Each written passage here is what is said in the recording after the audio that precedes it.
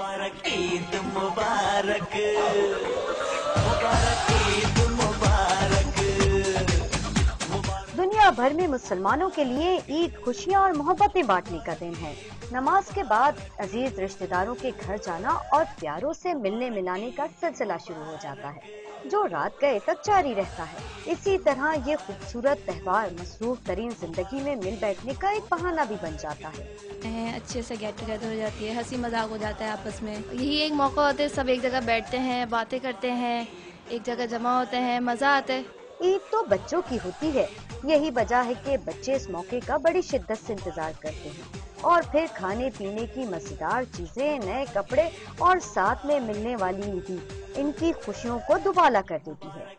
मुझे ईद पे अच्छे अच्छे कपड़े पहनना, झूली लेना और जो है मेहंदी लगाना और सबके घर ईद मिलने जाना और फिर ईदी भी मिलती है तो मुझे बहुत अच्छा लगता है। मुझे सबके घर जाना अच्छा लगता है, ईदी लेना अच्छा लगता है। मसरत और खुशी के इस दिन को ईद शायद इसीलिए कहते हैं कि इस दिन हर चेहरा खुश नजर आता है और लोगों के जहनों से गम थोड़ी देर के लिए गायब हो जाता है। लोगों का कहना है कि ईद उल फितर तो मसावात, रवादारी के साथ साथ अपनों से प्यार और मोहब्बत बांटने का त्यौहार भी है। कैमरामैन फैसल शेख के साथ नुसरत वसीम, डॉन न्यूज़, कराची।